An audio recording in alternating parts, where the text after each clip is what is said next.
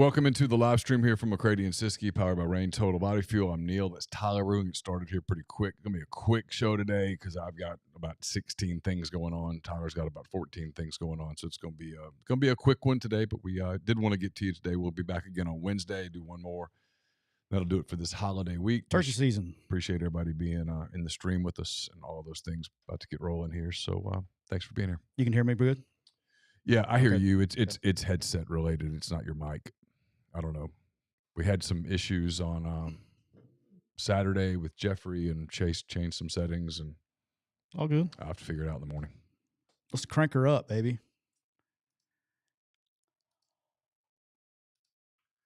Welcome into episode 133 of McCready and Siskey, powered by Rain Total Body Fuel. I'm Neal McCready. That is Tyler Siskey here for this Monday, November the 20th. Edition of the show. Probably gonna be a little shorter show than usual today. We've both got stuff going on. I've got a lot of writing I've got to do. Obviously, the team that I cover, Ole Miss, plays on Thursday. That's the rumor. Instead of Saturday, which means that pushing a lot of things up, just taped with Pete DeWeese earlier, for example. I normally do that on Wednesday night. Did that today on Monday afternoon. So that's done, but still, it's made for some shuffling. So anyway, how are you?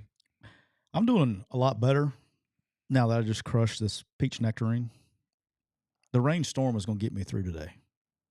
And not only is it rainstorm, it is peach nectarine rainstorm. I almost grabbed one, but I was afraid that it would impact my ability to sleep later. But I thought you should crush them all week. I probably should. I've got my physical exam tomorrow, so I've got to get up and go to the doctor and do all that stuff. So they will go like, "You're a Greek god if you drink rainstorm before you go." I'll be like, "It's unbelievable." Yeah, what your body's doing. You got to fast before you go in for that. Rookie, you got to go the physical. Yeah, like the physical. No, I did that. No, not that one. I've done that already. You know what I can't figure out? What's that? About the physical? You talking about when you get the prostate exam? When you get your prostate check. You know what I can't figure out? What's up? That to the best of my recollection, 54 years ago, we put 3 human beings in a tin can and shot them to the moon. Yep. And then we brought them back home safely. But here we are 54 years later, and you're telling me the best way to tell if I have prostate cancer is for somebody to stick their finger up my ass? It's a good point. I think they have kind of come a long way with some of the blood work. Something. Come on, it's been 54 years, Neal. That is true. That is true. All right, we're brought to you, as he said, by Rain Total Body Fuel. 300 milligrams natural caffeine, BCAAs, electrolytes, zero sugar. It's got what you need to push the limits and achieve your goals. Check them out on Instagram at Rain Body Fuel to learn more. We're also brought to you, as all of our content is, by Twisted Tea. Tell you more about Twisted Tea a little later in the show. Neal, Cooper Chevrolet chat is already hopping today. It is Black Friday every day in November. Although Black Friday is this coming Friday, it's every day at Cooper Chevrolet in Buick and Anniston. Cooper just received a huge truckload of brand new Chevy Tahoes, Silverado pickups in every trim with over 200 new Chevys, Buicks, and quality pre-owned, many with an extended warranty backed by Car Bravo. Cooper is sure to have the right vehicle at the right price. Check them out at cooperchevrolet.com. We'll get to some different kind of life advice a little later. That's brought to you by State Farm agent Cole Waters. He's licensed in auto, home, life, health insurance, business, pet insurance for the whole state of Georgia. Contact Cole at 706-525-7850. You can also find him at ColeWaltersInsurance.com. All right, so let's crank her up, dude. A little bit of news, people getting fired, people not getting fired. It's not really Black Monday-ish, you know what I mean? Like, we can't go part 3 just yet. That'll be for next week. Right. This coming Monday will be a fun show, I imagine. Yeah. Dino Babers finally got fired at Syracuse. He had his shot, you know what I mean? Like, had a long time, and he did a good job. I mean, it's just that's a tough job. I think we were talking about in the office this morning how tough of a job that is. It's this NIL world now changes all these jobs, and if you're not competitive NIL wise, it does not matter who you hire. So that's got to be in my opinion, more important than even the coach that you hire. Mhm. I mean, that's the most important thing. But and then news that we've kind of got, we got it, then we didn't get it, and it's back on, back off, back on, back off. But Sam Pittman officially going to get another year at Arkansas. Good thing, man. I Good think thing. I like Sam. I think for Arkansas, it was a financial decision on a couple of fronts. One, they protest about this, but I think they protest too much, which probably gives away the truth. I think they know they've got to get themselves more competitive NIL in football. Yep. And then two, they have committed a lot of money to renovating Bud Walton Arena and their basketball arena, and that money is committed, and it's a project that they're determined to do, as they should. It's one of the better basketball atmospheres in all of college basketball. But if you drop $15 million on firing and hiring coaches, kind of hard to, when that money was designated for the arena. It's kind of difficult to do. Kind of difficult to do it both. But now let's be perfectly clear. He goes into next season on the hottest of hot seats. Yeah. And their schedule's brutal. Their roster's not good. The odds of him surviving this a year from now, in my opinion, and I like Sam. I hope he does well. But the odds of him this not being repeated with a different outcome next year are really slim. Yeah, they have to get. Let me ask you a question. If Kendall was there this year, how many games are different? I mean, the 7-3 Mississippi State game. Yeah, I mean, maybe a few, but that's not an excuse. I'm just asking. Yeah, I mean, the Mississippi State game's probably different. The BYU game's probably different, and that solves it right there. Maybe they win one of the games maybe they beat LSU. I think what saved him a little bit, with the exception of the Auburn debacle for him, was that defensively it looks like Travis Williams and his staff did a good job. They did. They played better than I gave them credit for at the beginning of the year, for sure. But he's got his hands remarkably full going into next season. I mean, I'm pulling up their schedule for next year. We don't know the dates on it, right? But it's Arkansas Pine Bluff. They open with Arkansas Pine Bluff. Week 2, they go to Oklahoma State. I mean, who scheduled that? Same guy that scheduled BYU and Liberty. Week 3, they play UAB at home. Okay, just win that. Looks like they have a bye in week 4, but that could be just a schedule thing. Well, they haven't set the SEC though yet, right? Well, they haven't, and I don't know who their fourth. They've got another non-con they've got to schedule. Okay, so I'm assuming that will be a pretty easy. No, I take it back. So they've got. Wasn't that supposed to be the return for Texas? Nope. So their other non-league game is Louisiana Tech at home, November 23rd. That's probably a win. So depending on Oklahoma State, that's tough. I mean, they 3-1 in the non-league. Then their league games: Texas A&M and Arlington, one last time. LSU at home, Ole Miss at home, Tennessee at home, and Texas at home. So the Texas A&M game for them is a road game. Okay.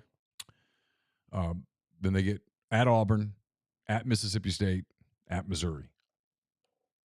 Yeah. So slog. SEC, welcome. That's a slog. And so you figure for him to survive it, he's got to get at least 7 wins. Yeah. And so he needs to go 4-0 non-con in a bad way. Needs to win that game in Stillwater. Good luck. Yeah. I mean, they played hard. I mean, that's the thing, is like they played hard. It's just like every other league. I mean, every other SEC team, man. It's just the league's difficult. And again, you said it from the jump, losing those you can't afford, if you're not at any point in time, to survive a hiring and firing in this league, you have to go 4-0 in your non-cons. Period. The two games that really haunt him, and we'll get off Arkansas here. The two games that really haunt him are Liberty a year ago, and then BYU this year. I mean, kind of as BYU season has unfolded, that's an inexcusable loss. And then losing at home to Mississippi State, didn't have Will Rogers, inexcusable. I was there that day. The atmosphere was bad. This is a gamble on Hunter Yurachek's part. It really is. This is Hunter Yurachek putting his ass on the line. Yeah. And they've got politics too. They've got that old guard that wants Malzahn, And then you got a new guard that doesn't. They got to figure some stuff out. 100%. So I told you this. They remind me a little bit of where Ole Miss was 2018, 2019. Yep. Where you got a lot of politics at play, a lot of stuff that just it stops you from being able to kind of ever get any synergy. And then you lose a close game, and the close game haunts you, and then you lose another one, and you can't quite get there. And then it turned into media stuff. And I mean, to Pittman's credit, he said, hey, look, this is killing recruiting, which tells me that he probably told Juracek, if you're firing me, fire me. But if you're asking me to stay, letting this drag out for another 2 weeks. Yeah. But again, I go back to just because someone has a position of power doesn't mean they're a great leader. It doesn't mean that they're a decisive leader. Decisive being the key word. Well, I mean, like, not to go back down because we got stuff to get to. With you guys in 2019, the mistake was letting it linger out there. Coming out forcefully and we are not making a change, period. And then standing up when people and boosters go, I'm not going to give you money. Okay, then don't. That's where you have to be. You can't be wishy-washy, flip-floppy. It doesn't work. Leadership doesn't work like that. No. And that applies to college athletics as well. It does. All right, Neal. You know what time it is? Yeah. I think I went 5-5-1. Is that right? You went 5-5-1. That's what I thought. No blood. I am currently 6-4 with one game to go tonight. Okay. So I'm gaining. You got Chiefs tonight? I got Eagles. You got Eagles plus 3? Plus 2.5. 2.5. All right. I got the Eagles plus 2.5. So if I can get the Eagles, fly, Eagles, fly. If I can get the Eagles to cover tonight, I will have made up 3 units on you this week. Okay. Which will be a big – now we got us a ball game going the last 2 weeks. And if the Eagles don't, you would have made up 1 unit. Which, okay. It's a big game. Okay. It's a 2-unit swing. Got it. It's a 2-unit swing tonight. So I need you to pull for the Eagles for me tonight. And I told Bob. Bob was talking to Bob today, asking him where he was in the world. He's got to go to Seattle. He's got to go somewhere else, he said. And I said, yep. And then right after that, you got to go to the haunted house with me. He didn't like that. He told my ass I better win. So, gotcha.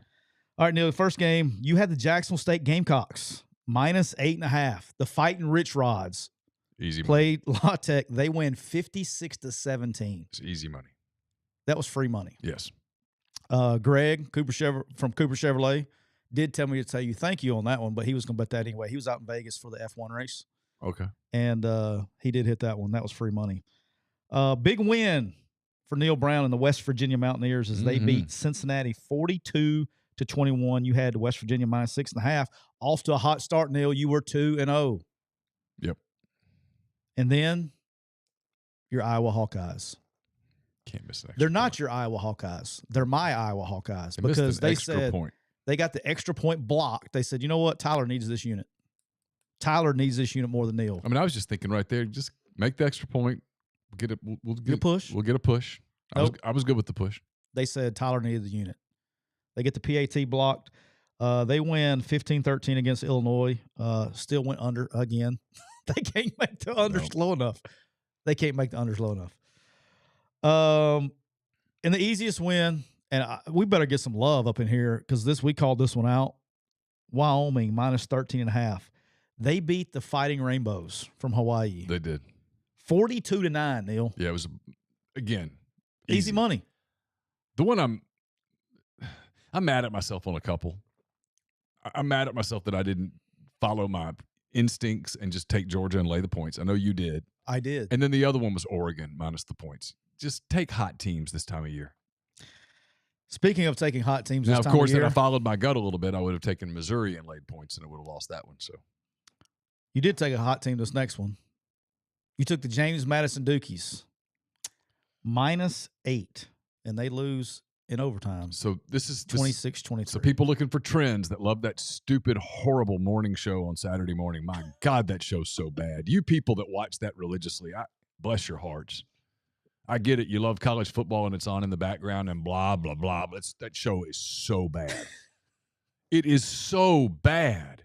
I actually watched like an hour of it for its badness on Saturday.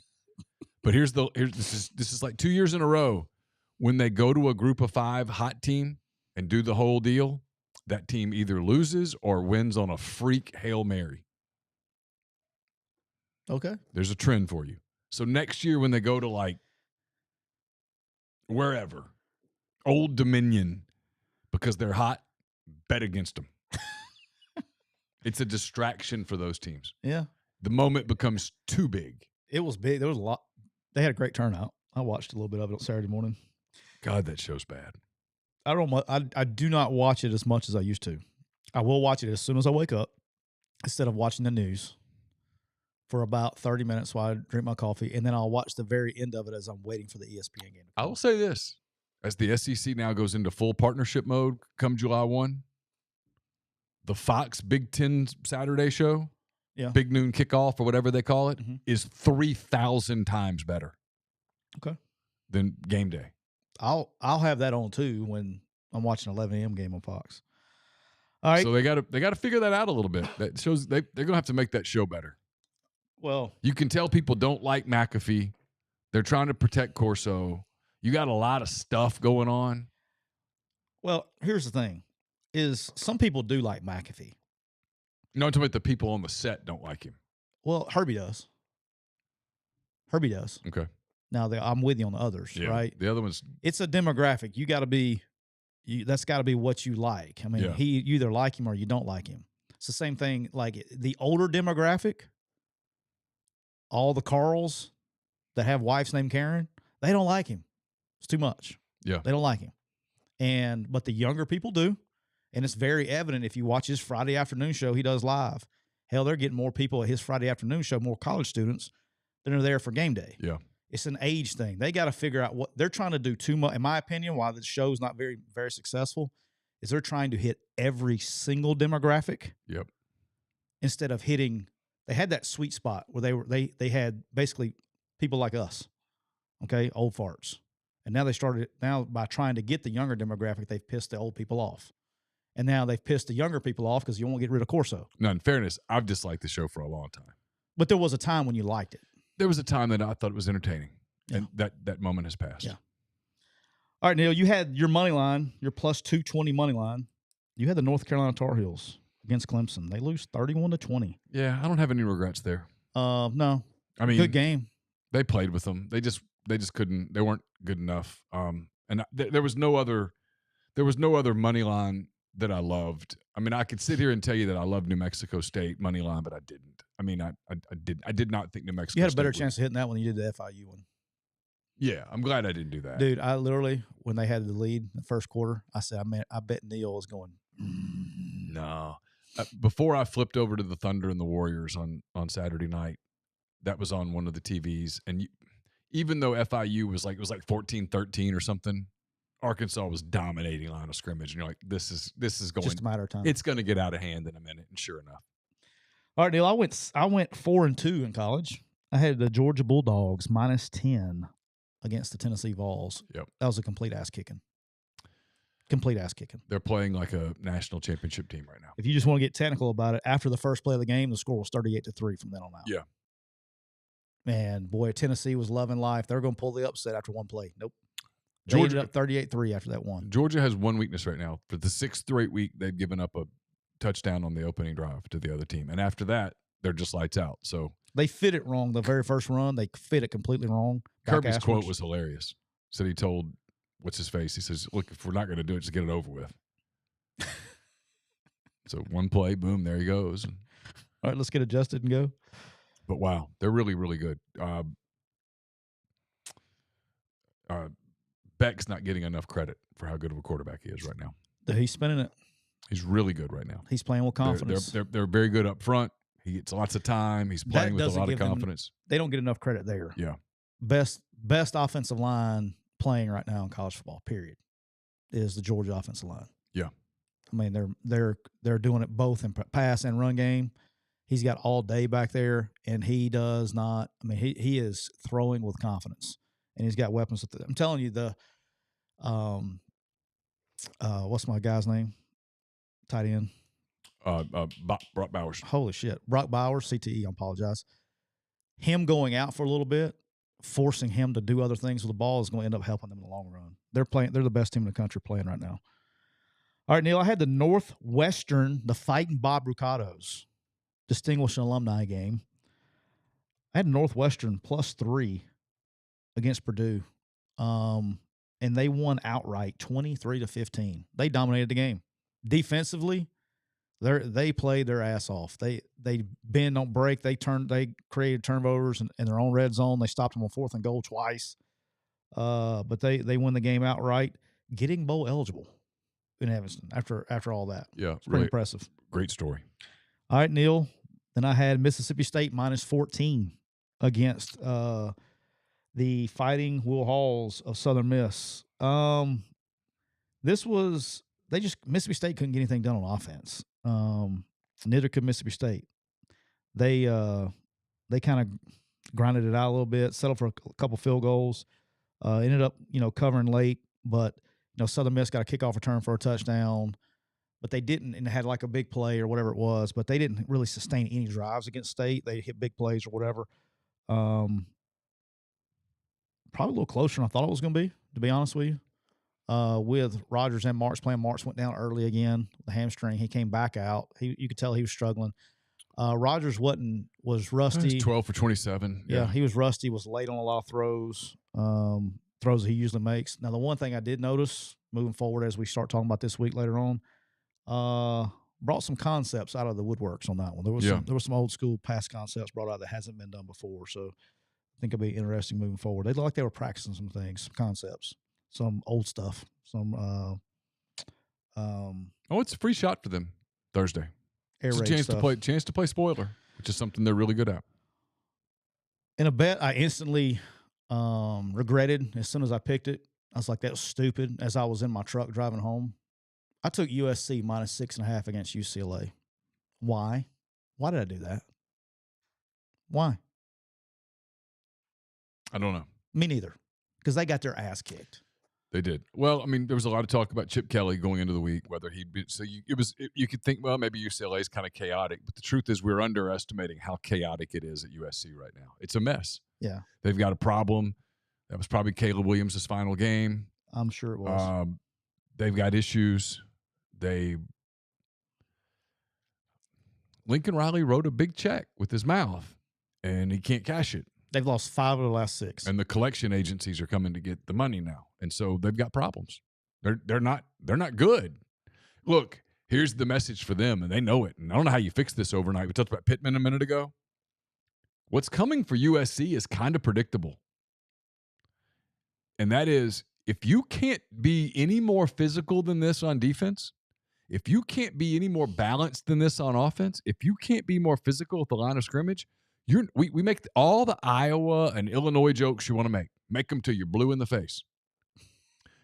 You're going to have a hard time scoring on those teams without more balance and without a gifted quarterback like they have. And then defensively, you're going to have a hard time stopping the middle of the pack Big Ten teams. They're in for a rude awakening week over week over week over week in that league. I mean, how about this? Gifted quarterback that they had. Yeah, he's gone. Now you got now you're breaking in a new dude. They were so good on offense because of him. The touchdown throw he makes the other night, there's not another quarterback on this planet, I said it, that makes that throw. Well, he's gone. He was running for it. You can't, you don't replace that. No, he's gone. That's what people, we'll go get us another quarterback. Those guys don't fall off trees. No. That's a generational talent. Yeah. I mean, look around college football at all the teams that are playing with just very pedestrian quarterbacks. Yeah. They've had a super gifted quarterback coming off a Heisman, and now they've lost, 5 games? 5 of 6. I mean, this is there's issues. There's issues. And they're going to get further exposed in the Big Ten. All right, Neal, the other one that I love that I had, I should have made one of these my money line and just stuck with it. But NC State, I had them +3 at Virginia Tech. They completely dominated the game. They did, 100%. They're playing really well. Big win for them. Doran's got those guys playing really, really well. They got a chance. They got a big game against North Carolina. We'll talk about briefly. We'll cover the spread here in a minute. But they got a chance to win 9 games, dude. Yeah.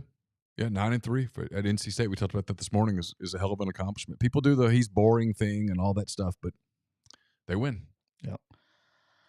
All right, in a game, I took the money line, Iowa State plus 247 money line against Texas. Final score was 26-16. They just could not finish drives, couldn't get anything going offensively. Texas kind of dominated the game, and it was really from an athletic standpoint. Iowa State played good defense, but they were just big plays, speed hurt them, things like that. Field position was a big thing in this game. I watched the whole game. I love my guys at Iowa State. They're tough. They got some tough asses now.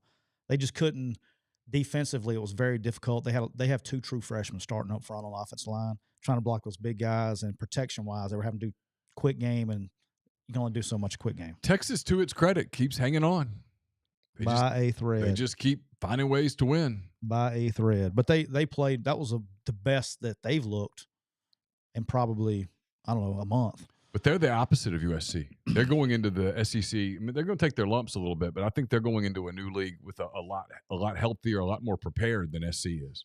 Yeah, ain't no doubt. All right, SEC games that wasn't on our sheet. We need to breeze over real quick. The New Mexico State Aggies, the Fighting Grinds. I saw Grind in the chat, in the Cooper Chevrolet chat, so he's alive. Sure. The Fighting New Mexico State Aggies. Will Diego go into Jordan-Hare and win 31-10? 31-10. I said on the show it was going to be a difficult game. I did not have the nuts to pull it as a money line, or I'd be having the lead right now.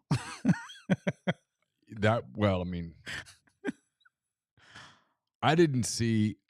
I picked New Mexico State to cover in Neal's picks on rebelgrove.com, but I didn't see that. I didn't see that coming. Auburn had won 3 games in a row. They had looked pretty good doing it, and then I just didn't see that coming. Now,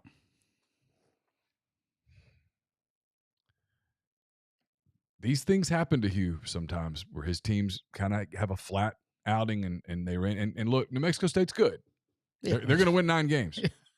At least. And they did that to him at Liberty last year, almost the same score. Yeah. But that one, assuming that Saturday doesn't go well for him against Alabama. Yeah. That's going to be one that they got to put away. That's going to eat at some of his capital. Yeah, it'll all be forgotten for better or for worse come Saturday. Well, for better or for worse. Well, yeah, I mean, look, if they beat Alabama, no one will think about it. But even if they lose, people are going to be pissed off about Alabama. Yeah. But he's going to a bowl game. I was joking about this at the beginning. He's not happy today. No Auburn fans happy today.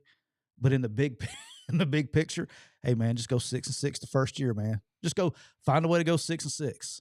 And then next year, if you have a bad year next year, but you go 7-5, you're like, hey, we improved. We improved the game. Hey, you always got to keep yourself in the spin zone, Neal. You got to keep yourself in the spin zone. I just think the spin zone's different there. I agree. But year one, look, man, they're terrible. I've said Peyton Thorne, and he had decent numbers the other day. Offensive line's bad. Receivers are bad. I will say this. The freshman Lou they got playing center that they started about 3 or 4 weeks ago, he's a really good player. They're going to recruit players. They'll be better next year, and it'll make it look even that much better because you don't want to go 7-5 and then repeat it after a good class. I'm looking at their schedule for next year. They must be missing a game. They've got Cal at home again. Okay. New Mexico at home, the Lobos. Oh, the Lobos. ULM is at home in November. It's a good start. And then they're missing a game here on this schedule. They've got at Alabama, Arkansas at home, Oklahoma at home, Texas A&M at home, and Vanderbilt at home. They go to Georgia, Kentucky, and Missouri. So you got Alabama. So obviously, they're missing a game. They go to at Alabama, at Georgia, at Kentucky, at Missouri. They get Arkansas, Oklahoma, Texas A&M, and Vanderbilt at home. It's not terrible.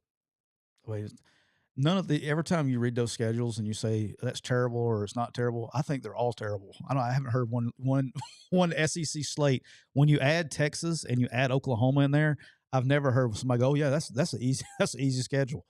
It seems more difficult now. And then here's the other thing: we have no idea. I think if nothing else has been proven this year, you have no idea year to year anymore. No, it's true. No question. So Well, like to get back to Arkansas for a second. Today, Sam Pittman said in his press conference, "We've got the NIL to do what we need to do in the portal." I'm like, okay, well, okay, go get it. If you do, you can change it. Yeah. So, but no, that was I did not see that coming. That wasn't just them winning on a last second field goal. They beat them by 21 points. It was an ass kicking. That was Auburn. the Auburn got man. nothing going offensively ever, and New Mexico State ate clock, made big plays, got physical, all that stuff. Back to the Cooper Chevrolet chat, Austin says, the New Mexico State's coach is Jerry Kill. Does he get a look at other jobs? Jerry has won everywhere he's been. You know, he had some health issues at one point in time. I think it was at Minnesota that he had the health issues. I remember that. Mm-hmm. But he's won everywhere he's ever been. He's been at NIU. He went to Minnesota and was winning there. Had some health issues and kind of did the special assistant to the head coach stuff for a while, then got back in at New Mexico State. He's a great coach, man. Very good human being. I wish him nothing but the best. But, yeah, he's up there. You're getting to this age thing, right? I need to be careful how I say this. We're getting into this world where people are paying just stupid amounts of money for head coaches, right? Mm-hmm. You got to be really careful when you're hiring coaches who I guess I call them the back nine of their career. When you go and you got that much money and guaranteed money invested in a coach, it's just natural. It's hard. They don't have the same drive that they did at a younger age. Sure, of course. All right. You know, I didn't even look at my check when I was 22 years old, 23 years old, 24 years old. Just go win, and it'll take care of itself. And, you know, I just think it's very difficult to do, and things got to be careful of. And, you know, I think there's been some programs that have been victim of that. Missouri beats Florida, walks it off 33-31. Big story out of this is Graham Mertz out for the year. I think he had a displaced fracture in his collarbone. Dude, rough hit. He did it running over, running through people. Yeah. And he tried to throw the next time. He felt it. Like, I was like, it was it was a sudden impact. And then Max Brown, the freshman, comes in. I mean, did you watch the end of the game? I did not. I was watching. Dude, I've subsequently seen it. This kid, this Max Brown, freshman, he's heavily recruited. I was like, damn. Like, he could mobile, make good decisions. Their game this weekend's interesting now. Very. With Travis out, unfortunately, with the terrible injury. It's an interesting game. But, God, if you're Florida, 4th and 17, yeah, dude. You know where the ball's going. Yeah. It can't go there. You got to make somebody different beat you than there was a convenient pick on that play too to get him open, but nobody wants to talk about that. But well, you know the league's not going to call it. They're never calling it in that situation. There's a big moment for Drinkwitz. Everybody runs that on 4th down or a 3rd and long. It's you basically clearing out 1 and 2, or you're clearing out 3 and 2 and bringing 1 on the dig.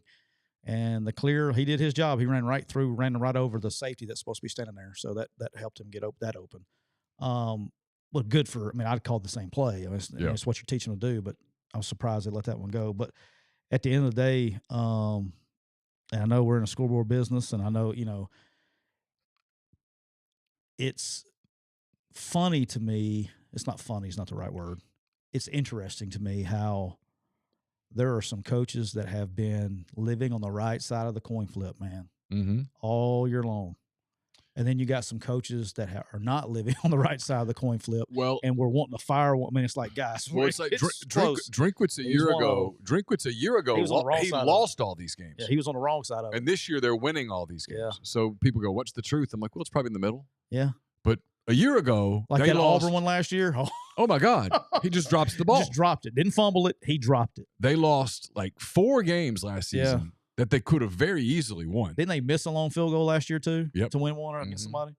And then this year, it's everything that they need to happen's happening for them. So it's the karma thing. Yeah, it just works out. But there's so much parity and it's so close that these coin flip games, man, it's like some coaches are on the right side of it, some coaches aren't. And It's the business we live in. But Max Brown, the kid that came in at Florida, the freshman, I was really impressed for him to come in the game in that situation. And dude, he did not blink like he'd been doing it for 100 years.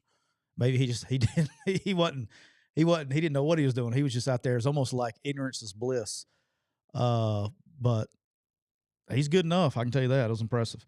South Carolina, which I actually bet on my own money. South Carolina beats Kentucky 17-14 at home. They drive the length of the field, score at the end of the game.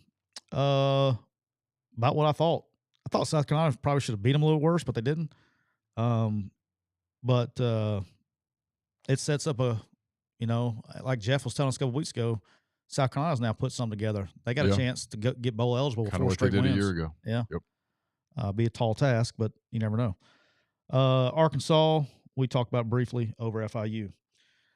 Arkansas loses. For those of you who are hoping that Arkansas can knock Missouri out. Both running backs. Yeah, Dubinion's out with a meniscus. Rocket Sanders, who's just had a nightmare of a season, tore his labrum.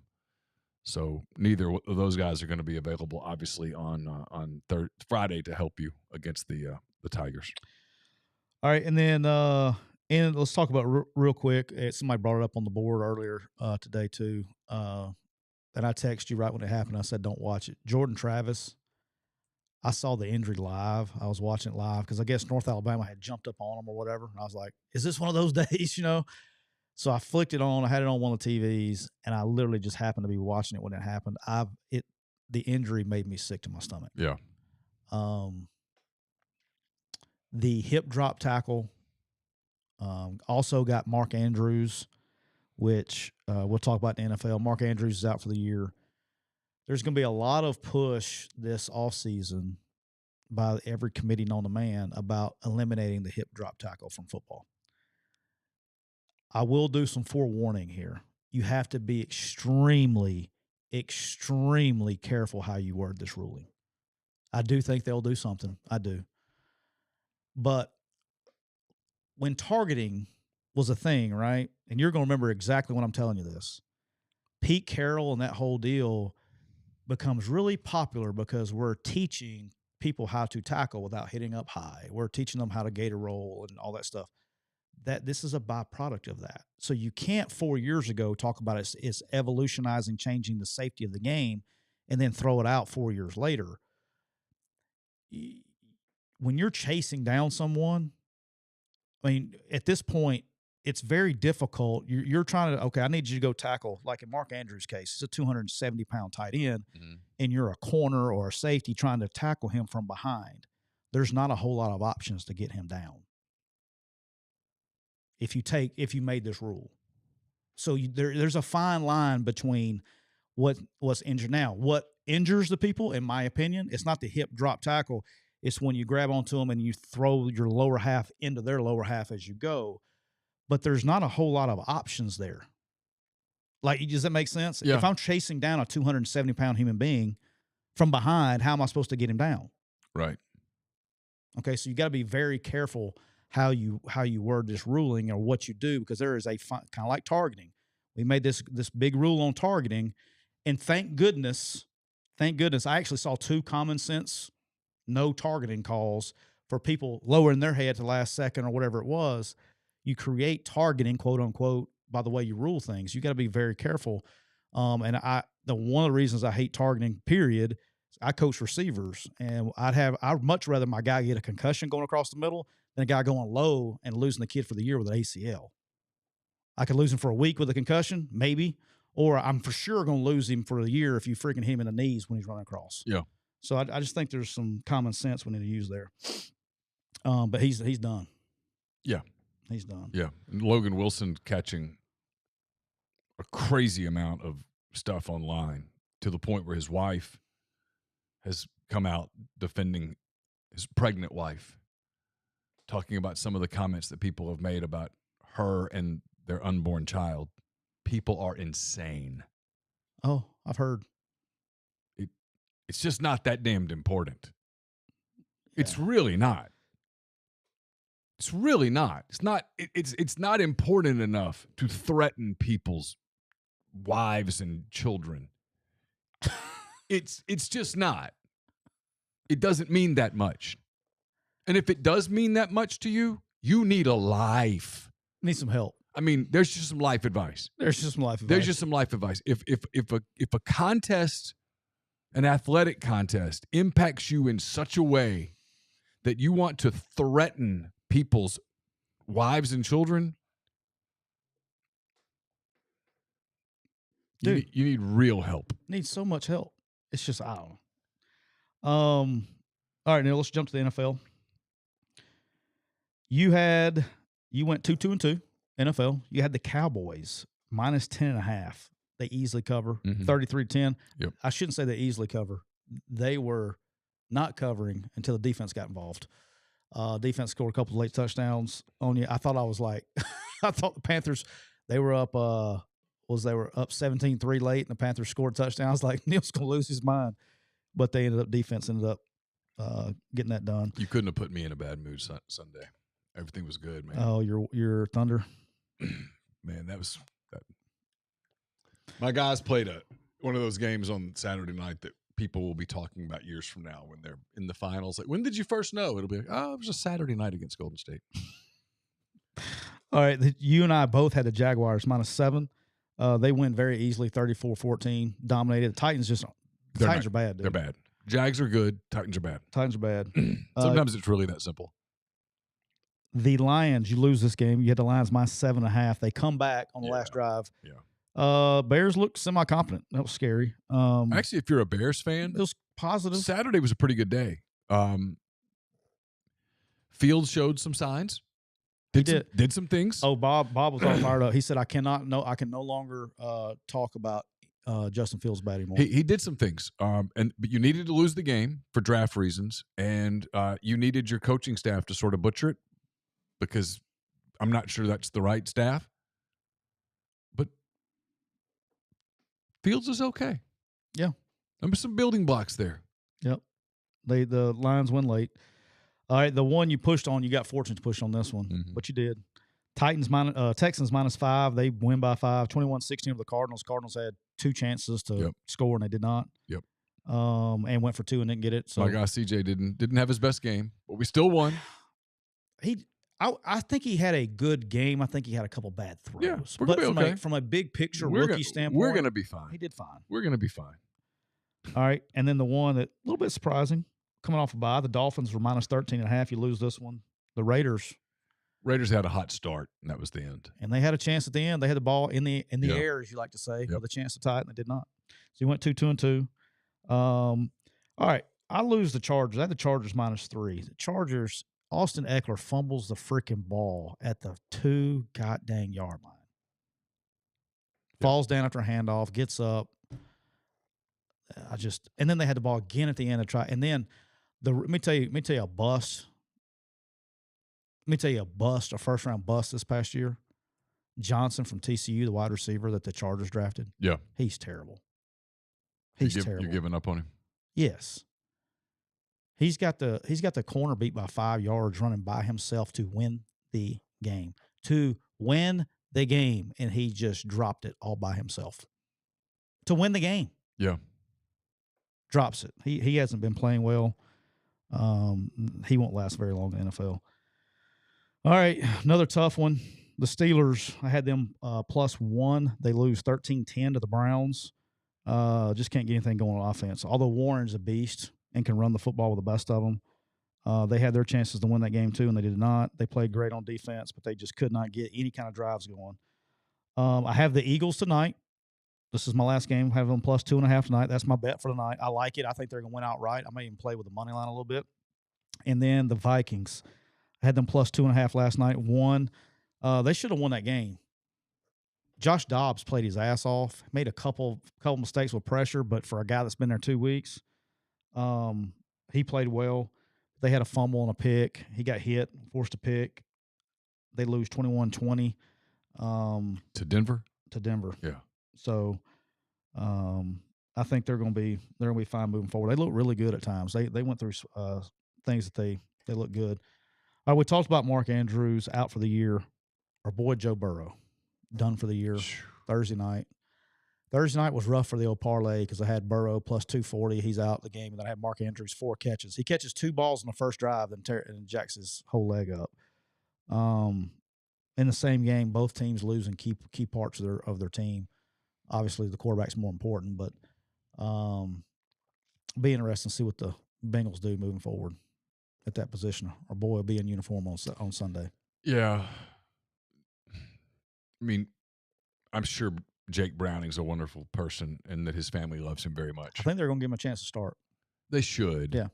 Obviously, AJ's not their quarterback of the future, but I'll be surprised if AJ's not playing some games. Yeah, I think they got to give him – they want to let him have a week of prep like a normal person. Browning. Yeah. Yeah. See what happens. But yeah, it's not fair to go, hey, they're the Ravens. Have at it, champ. Good luck. No, it doesn't work. But you got Steelers this week, so it's not going to be have fun. Better. Yeah, no, they've got some soul searching to do. This is a disappointing season for them. It's part of it. We talk about this all the time. You can always assume your window is open, and then find out that it got slammed shut. Yep, no doubt. All right, quickly, then we'll get to your version of life advice for the day. Yes. All right, do a little, since we're only doing 2 shows this week, we'll do a little bit of preview, a little bit of quasi-Tuesday show on Monday. Thursday night, there's a game in Starkville, Mississippi. The Ole Miss Rebels are 10.5-point favorites at Mississippi State.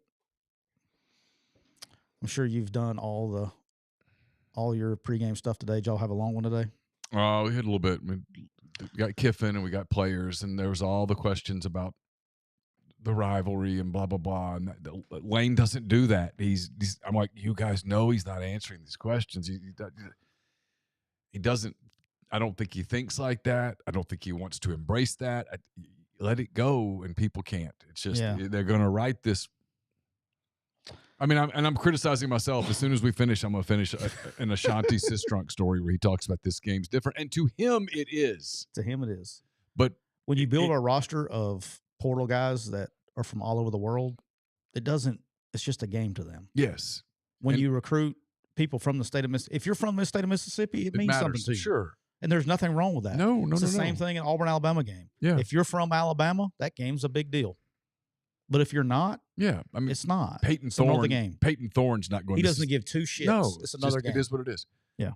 So I think the portal changes some of that, and I think you're going to see more teams go heavy in the portal. I mean, we just talked about Arkansas again. We started with Pittman. I know for a fact that one of the things that happened over the last week was that a lot of money got infused into their NIL for football.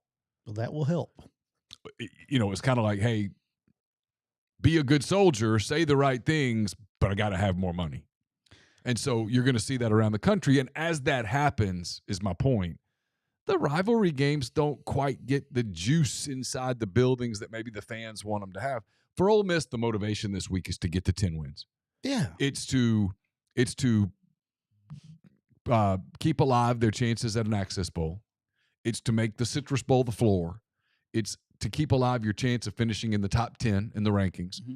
To keep alive the chances of winning 11 for the first time in the school's history. That's the bowl I always want to play in, by the way, or coach in. Citrus. Yeah, because I've covered it a few times. I wanted to take my kids and go to Disney World for free. So it's all those things, right? It's those things. Yeah. So it's not the Egg Bowl. It's that. It's get those things. And so, it means a lot to the fans, especially the older fans. Of course. More to the older fans than the younger fans.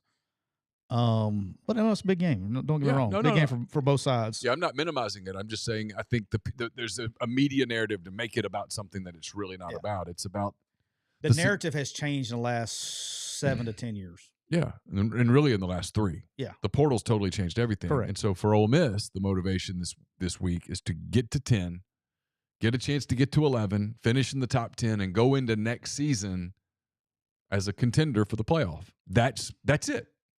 Yep. I'm going to give you a little preview since we're on a short week here. I'm betting this game. Okay. I'm betting this game, and it's not what you think I'm betting.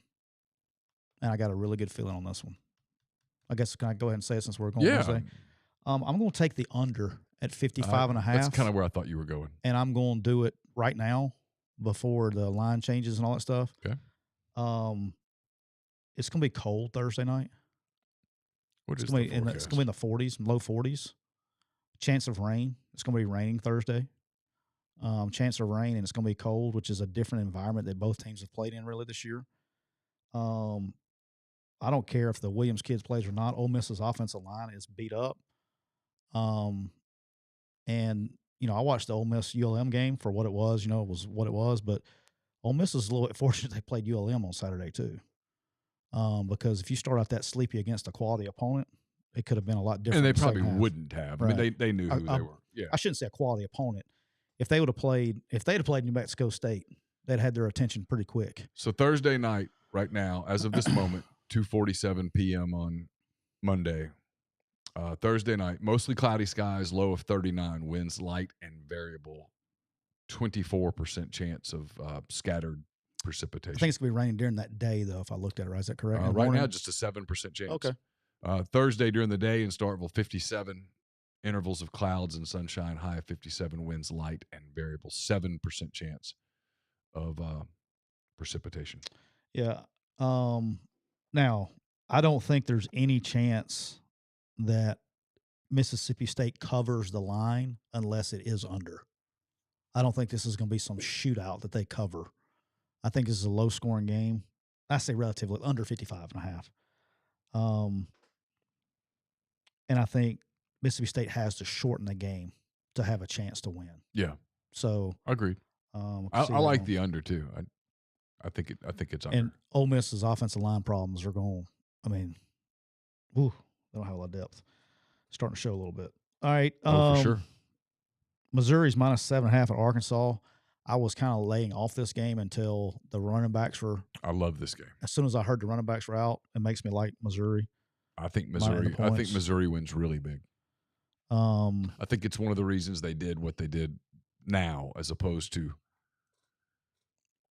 waiting till the Missouri game happens, and then you do it when people are pissed off. Yeah. Now you get it over. Took the emotion out of it. Yeah, for sure. But I think I love Missouri minus the 7.5. Oregon State's at Oregon. Should be a good game. I think Oregon State probably covers the line here. Yeah, I can see it. Although they're trying to win both the Heisman. So the big game, Ohio State, number 2 versus number 3. Ohio State is at Michigan. Mm-hmm. Ohio State is getting 3.5. Mm-hmm. Kind of, if it stays over 3, I'm inclined to take Ohio State. I think it's a field goal game either way. I don't think somebody's beating somebody by a touchdown. What's the over under on this? I hadn't looked at it yet. Whatever it is, I don't hate the under. Yeah, it's going to be a defensive game for sure. I just think Michigan's the better team. I just don't think Michigan can line up and run it against this defense like they've done everybody else. Right. That's my only thing. And that puts it in McCaffrey. What's his name's hands? McCarthy. And he's just not a very good quarterback. It's funny people want him for a Heisman Trophy. All a joke. No, he's not a Heisman. All right, Kentucky at Louisville. Louisville getting 7. This is a weird game. Louisville's giving 7. Yes. What I say getting? You said getting, at which point I was going to jump at it. No, this is a game. Stoops kind of has Louisville's number over the years. They've always won this game. They've been getting after them. Yeah, this ain't the same Kentucky team as the last few years. Something's off. Something's off. They don't look the same. I'm interested in this one. Okay. A lot of people are. A lot of people on the Kentucky side of this. It's a different style of play than they've seen that they usually don't see. And when they do see it, when people line up, run at them, and play good defense, it's usually a closer game. So I'm tempted to take Kentucky in the points on this one. All right, Texas A&M at LSU. LSU is laying 10.5. I just don't want to touch it. If I did, I would probably go the LSU side because they're scoring a lot of points. They are, dude. They're free. A rolling ball of butcher knives on offense right now. And A&M's bad enough on defense to get lit up, but if they had an average defense, LSU, yes, they'd be in the playoffs. They're so good on offense, man. They'd be in the playoffs. They're so good on offense because they would have beaten Alabama with an average defense. With an average defense, they would have beaten Bama. They're so good on With offense. An average defense, they would have beaten Ole Miss. I don't know who would have beat them. Georgia. They haven't played them. Yeah, but that's who would beat them next week. Yeah, they'd be in Atlanta. Yeah, but they don't have an average defense. It's substandard. All right, Vandy at Tennessee. Tennessee's laying 27. Lay them. All of them. Dude, can I say something here? What a worst week. Is there a worse week in America to have a bye week when you're not having a good season than the week before Thanksgiving and you're 2-9? What do you even tell the kids? I mean, they're going home, dude. They're freaking. They're checked out. They're so checked out. It's done. It's over. And it's at Tennessee. And you're at the one place that can't work the portal. And Tennessee needs to win this game. Yeah. For perception. I just go back to last season. They need to dominate. I go back to last season when Hooker was out. He'd gotten hurt. Mm-hmm. And Vanderbilt was winning. Vanderbilt had some momentum. And Tennessee just... I mean, it was just brutal. And I can't get that out of my head. So I'm not going to be cute here. If I have to pick this game, I'm just laying points. Because there's no match athletically for Tennessee. And Tennessee's going to want to win this. All right, Grind, here we go. The Alabama Crimson Tide are traveling to Jordan-Hare Stadium. They're laying 15 points on the road at Auburn. It's a lot of points. But, boy, this is a mismatch. I don't like – somebody asked me about this earlier today. Everybody's like, oh, well, they play them close at Auburn. All right, so we lost the kick six game, right, at Auburn. You did. And it was a huge upset. But people forget that Auburn team that beat us in kick six, that was a huge upset. They actually played for the national championship game that year. Yeah. So they were a good team. Yeah. This Auburn team is not playing for the national championship. No. When in this game, when Alabama's supposed to win, usually they win pretty convincingly. Yes. You know what I'm saying? Like, yes. Like, and Bama's playing really high-level football right now. Like, Alabama can be good. If Auburn's good, okay. Auburn, like, when Gus was there and he has, like, now, okay. Okay, you're going to laugh at what I'm about to say. Saban's the best, no question. But Saban has had some teams that when they play that Chattanooga game, they kind of screw around for a while. And they eventually figure it out. Like, okay, let's go do it after Nick's had a coronary on the sideline. Rough week in the building, boss. And he's thrown shit. But, like, Saban's going to have a hard time finding anything wrong with what happened Saturday. They walked out of the gate and just blitzkrieged them. They were locked in for Chattanooga. That team's locked. Alabama is the danger team right now. Dude. Alabama's the danger team right now. You know, hot take? They're the only team in America that can challenge Georgia right now. I completely agree. That's what I'm saying. Yeah. Alabama's the danger team right now. And they may not make the playoff. I mean, we're sitting here a week away from – if they beat Georgia, they got to let them in, right? Yeah, well, they're in 12-1. I think. Do you leave Georgia in? Do you get two in that way? I don't know what's the rest of the scenario. Right now it's just Washington. If Washington's undefeated, they're in. What do you do with Florida State if they go undefeated and they don't have Jordan Travis? What do you do with them? They still have to go in, right? The 4-team thing is so bad. And then what do you do then? Knew it was going to happen this year. What do you do if Texas is 12-1 and they win the Big 12? They beat Alabama in Tuscaloosa head to head. They did it. Everybody goes, well, that was early. Well, that's not Texas's fault. They played on the night that the damn thing was scheduled. Well, we're not going to have to worry about it, Neal. Do you know why? You think Texas is losing this week? Because Saturday night, the Florida State Seminoles are 6.5-point favorites, and they're traveling to Gainesville. Florida's going to beat them outright. Yeah, I can see it. Florida's going to beat them outright at home. Well, I've been saying this for weeks now. This damn thing always works itself out. It does. That's what I'm counting on. This is part of the equation. I'm counting on the football gods. So I was talking to a friend of mine. I don't care. I guess I can't really hide it. I was talking to Maryland today. Okay. And we were talking. I was like, we were just talking about the game, buddy that's coaches at Maryland. I was like, you know what? I said, I thought you were going to get them there for a minute. I said, you know what? I said that, I don't know how much of the game you got to see, but they called Leah for a intentional grounding in the end zone. I said, that was a bullshit intentional grounding call. He like short hopped the guy in the flat. It was under pressure, but short hopped the guy in the flats or whatever. And they call intentional grounding in the end zone, safety or whatever. They were on down 5, whatever it was. But he's like, you know what he said? He goes, man, you know they was trying to get that undefeated Ohio State. You knew Ohio State, Michigan State was going to be undefeated on Fox at 11 o'clock on Saturday. They wasn't letting us win that game. So Yeah, it has a way of working itself out, Neil. It does. It does. All right, Clemson's 7-point favorites at South Carolina. Interesting line. What's your gut there? I think Clemson covers.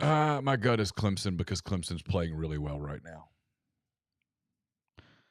They probably going to be the last game for Dabo Swinney at Clemson. Because you think he's going to Texas A&M? I think he's going somewhere else. I do. Really? I do. What league? SEC. In the state of Texas, to be specific. You think he's going to Texas? Texas A&M. I do. Oh, that's what I said. I know. I'm just being funny. I do until it doesn't happen. That's where I'm at. All right, Georgia's 23.5-point favorites. Lay at 'em. Georgia Tech. Lay them. Really? Yeah, lay them. They're on fire. Georgia Tech's playing really well. Kudos to them, by the way. Brent Key and those guys have had a great year, but it is not their fault. Are they bowl eligible? I think so. Now I got to look it up because I'm legitly. Don't they have 6? They're 6 and 5. They are 6 and 5. I was just looking at it. Yeah. Good for him. Yeah, great year. But they're not ready for this. Locked in Georgia. Look, Ole Miss is not a bad football team. I think we agree on that. If what? Ole Miss is not a bad football team. Good team. Tennessee is not a bad football team. No. Back-to-back weeks locked in Georgia, fully healthy Georgia, just mauled them both.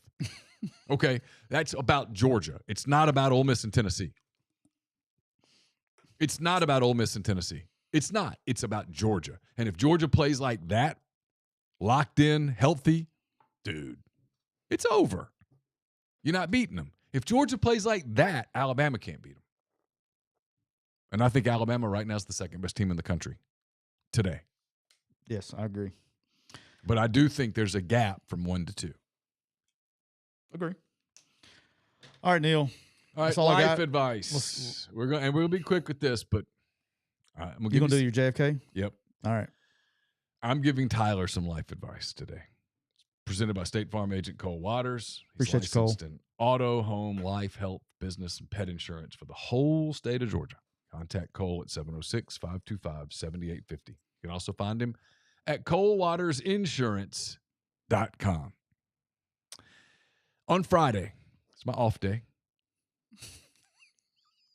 I'm going to try to look at you with a straight face. I said, all right, Tyler and I had a conversation about the JFK assassination. Tyler is a JFK assassination buff, far more than I am, and I'm pretty much of one. Mm-hmm. And he said, I watched this documentary on Amazon Prime called JFKX. And I said, what was it about? And that's where I lost you. And he said, it was really good. It made me really think. And I said, what was it about? I didn't want to tell you. And he said, well, President Kennedy faked his own death. And I said, you're out of your freaking mind. He said, oh, you got to watch it. Because if you watch it, it's going to, like Tyler. He was the president of the United States of America. His brain blew up in front of all these people. People saw it. It's on a film. Mm-hmm. He disappeared. They buried him. It was bad. We had a funeral and everything. Mm-hmm. And Tyler's like, yeah, you just got to watch this. Yeah, watch it. So I did. It's like the Venmo I sent you, by the way. I did. I laughed out loud. So I watched it. JFKX. I paid $2. I paid $2. You did. You paid me back. I paid $2 and gave up 2 hours of my time. I watched the first half of it on Friday afternoon. Oh, so you didn't even watch the last half of it before you started complaining? I came back from the basketball game on Friday night. Okay. You just had to get more of it? I said, nope, we're going to do this. So I poured some bourbon into a glass, and I walked into that room, and I turned it on. Still didn't make any better sense. I got comfy. There was not enough bourbon to make that realistic. So the theory that this person has, and he's a Hollywood person who studied sound effects and side of film effects, and the Zapruder film is spliced, and Kennedy, when the first shot, when he goes to his head, he's actually grabbing what do they call it? A squib. A squib. And a squib is something they use in movies when someone is, quote, shot in the movie, because in the movie, obviously, you're not really shooting the people, but you need the blood and things to happen. So the theory is Kennedy puts the squib on his face, and Jacqueline Kennedy, the former first lady of our country, his late wife, she's now passed away, God rest her soul, she pulls essentially a string. That's how they worked back then before. Yeah, now they can do the squibs remotely. Yeah. But then she pulled the string, and that made the squib explode on his face. They raced him to the hospital. On the way to the hospital, they had previously killed J.D. Tippit, who's a Dallas police officer. Whose nickname was? JFK. Because he did have some similarity to the president. Yeah. They, on the ride, switched Kennedy and Tippit, their bodies, to put Tippett's dead body in the seat with Jacqueline Kennedy and Clint Hill, the Secret Service agent. And Kennedy somehow, some way, got into the trunk and hid.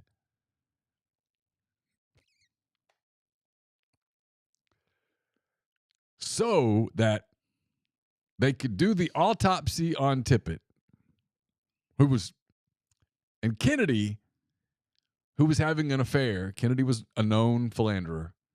Kennedy, who was having an affair with a Washington sort of socialite. Lobbyist, socialite. Maybe so. Yeah.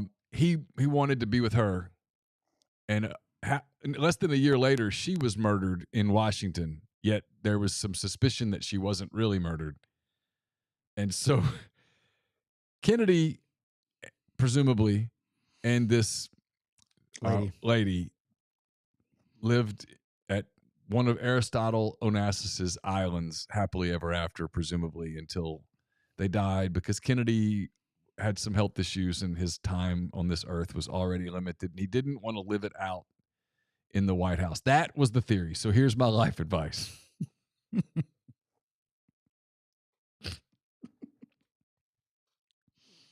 Get help. All right. I don't believe this theory, right? You know that, right? This is not, so people are going to be like, this guy's crazy. I don't believe that theory. I got other information out of it. You know what I'm saying? Like, all right. Like they lost me when they started the whole squib thing. Okay. They lost me. Okay, good. Because I got to be honest. I had poured the second glass, and at that point, they're deep into the squib thing, and I went. The show was really good. Like, it was interesting until they did the squib thing. And then I was like, wait, Tyler, no. There's no way you really believe this, Tyler. No. There's no way. Okay. I don't. That helps me. Okay, yeah. Because I was like, I'm worried about my friend right now. No, I don't believe the squib thing. The movie was really good, or documentary was really good. Like, they just pulled this squib thing, like, it's the end of the movie. It's like, whoa, go, what the heck? Whoa, stop. Like, it was such a good documentary until the last 30 minutes when he starts talking about this squib. And he lost me, right? Yeah. All right, now. That was the bridge where they just jumped off. What I got out of it is they cleaned up the Zapruder film and being able to see it more clearly. I wasn't doing on the squib thing. That part was good. Talking about the phone call that I had not heard between Jacqueline Kennedy and President I didn't Johnson. read anything into that. That was a few days That was later. a weird freaking phone call. Well, he was a weird dude. That was a weird. You don't have that tone or that conversation.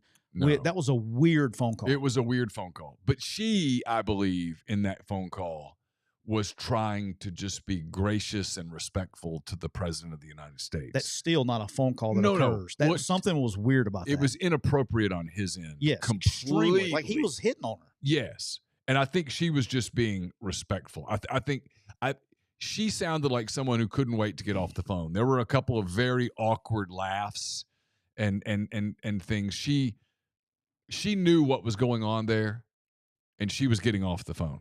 Like, I suspect when she got off the phone, I would have loved to know who was around her, because she very likely said, "You are not going to believe what just happened." Yeah, that was. This was like 5-6 days after the funeral. Yeah, within a week.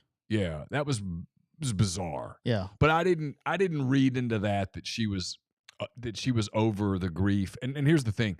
I've read way too many people, including the most recent Secret Service agent who came forward, who said one of the reasons that he got out of the business completely at the age of 28 was because he spent the next 6 months on her detail and he couldn't take it. She was so devastated. Yeah. She was crying all the time and that she was just inconsolable, totally disconsolate, and that it was more than he could handle because of the guilt that he felt from being in Dallas and seeing what happened and all of that. So, well, my official, where I'm at right now, and it will be very difficult to change my opinion of where I'm at, all kidding aside, is with all these documents, like Trump was going on. Well, I'm coming in there. I'm going to release these documents. He read the documents, decided not to release them. Yep. Okay.